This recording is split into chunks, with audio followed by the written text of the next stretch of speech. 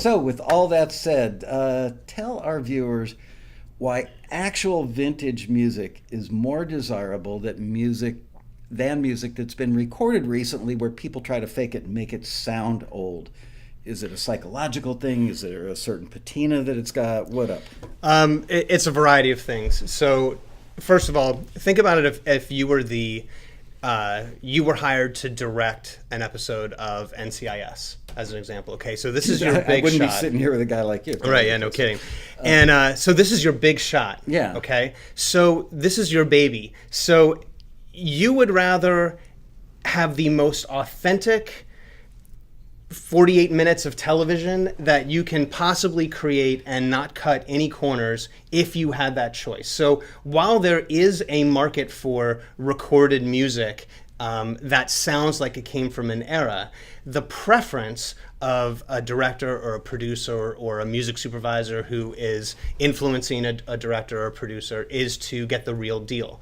A lot of times they're temping with the real deal and they fall in love with a James Brown track, but they can't afford a James Brown track. Or maybe they can afford a James Brown track, but the estate doesn't sign off on it. Or maybe the publisher says yes, and for whatever reason, the record label doesn't get back on a quote request. Well, if it turns out that they can't use it, they're going to come to us and say, okay, well, we need soul music from the 1960s. Or maybe they need rockabilly from the 1950s. Or maybe they need crooner or big band because they can't afford a Frank Sinatra track, or the union reuse fees are way too high, right? That one's got to be a big issue a lot of times. Yeah, so think about it. I mean, Count Basie Orchestra, not only are you licensing the master recording and the publishing, but then somebody's going to be on the hook for these reuse fees. And if there's 20 guys that performed on a particular composition or on a particular master, well, the union's gonna be calling up production and saying, hey, you got to pay for reuse fees on all this stuff. That would be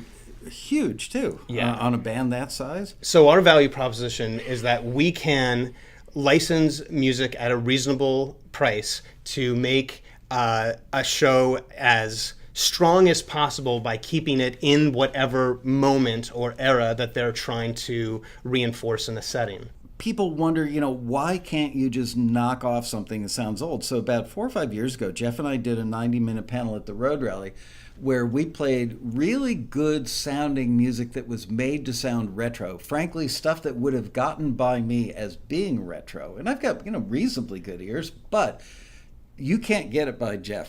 Yeah, I mean, we've listened to enough, both myself and Dave, that, you kind of start getting familiar with, well, what drum sounds or drum miking techniques were used, or was that synthesizer really being used in 1973? Seems off, So you start kind of like picking up. I mean, we just listen to music religiously. It's either coming from clients or it's coming and they're saying, hey, we need to replace XYZ, or it's coming from Taxi and we're reviewing and we're cross-referencing with hits from back in the day. And so you kind of just build up this database in your mind, and it makes it easier to figure out what's going to pass the sniff test and what doesn't.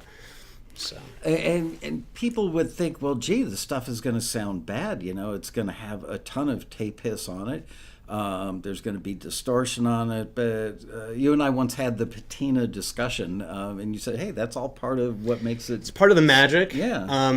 So sometimes if we do a transfer from vinyl, we can EQ out some of that noise from the needle, and other times we can't get all of it, because if we start EQing it out, it dips into the vocal. Right. And we just tell our clients, look, this is the real deal. So if you want the real deal, there might be some artifacts in there, and maybe that makes it more magical, and if not, then move on to the next one, and here's another piece.